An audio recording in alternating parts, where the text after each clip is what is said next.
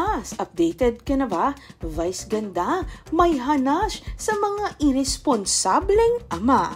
Laging trending at usap-usapan sa social media ang bagong segment ng It's Showtime na Especially For You ay tungkol sa couples na naghiwalay na. Trending ang nakaraang episode at naging usap-usapan ngayon sa social media ang naging pahayag ni Vice Ganda kaugnay sa pag-aasawa. Sa nakaraang segment, puna ni Vice, "This opinion might offend other people, pero kung wala kang pera, huwag kang gumawa ng pamilya.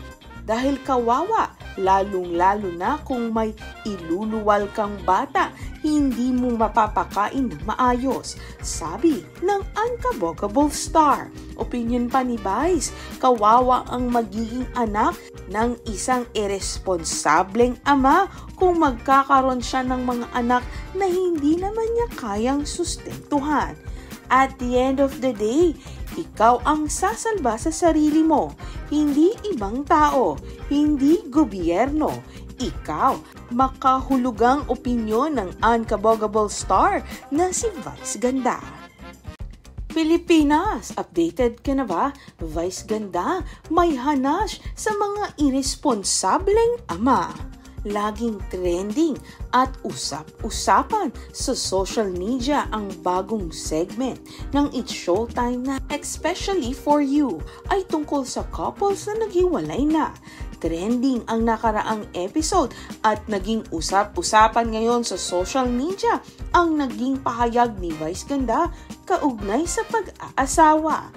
Sa nakaraang segment, puna ni Vice, "This opinion might offend other people, pero kung wala kang pera, huwag kang gumawa ng pamilya.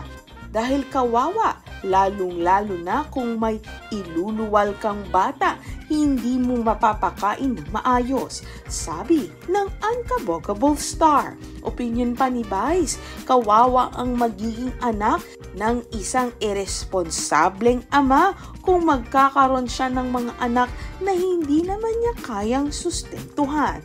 At the end of the day, ikaw ang sasalba sa sarili mo, hindi ibang tao, hindi gobyerno.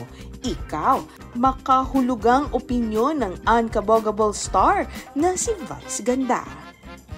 Pilipinas, updated ka na ba? Vice Ganda, may hanash sa mga irresponsableng ama. Laging trending at usap-usapan sa social media ang bagong segment ng It's Showtime na Especially For You ay tungkol sa couples na naghiwalay na. Trending ang nakaraang episode at naging usap-usapan ngayon sa social media ang naging pahayag ni Vice Ganda kaugnay sa pag-aasawa. Sa nakaraang segment, puna ni Vice, "This opinion might offend other people, pero kung wala kang pera, huwag kang gumawa ng pamilya. Dahil kawawa, lalong-lalo na kung may iluluwal kang bata, hindi mo mapapakain ng maayos," sabi ng Unkabogable star. Opinion pa ni Vice, kawawa ang magiging anak ng isang irresponsableng ama kung magkakaroon siya ng mga anak na hindi naman niya kayang sustentuhan. At the end of the day, ikaw ang sasalba sa sarili mo, hindi ibang tao, hindi gobyerno. Ikaw, makahulugang opinyon ng Unkabogable star na si Vice Ganda.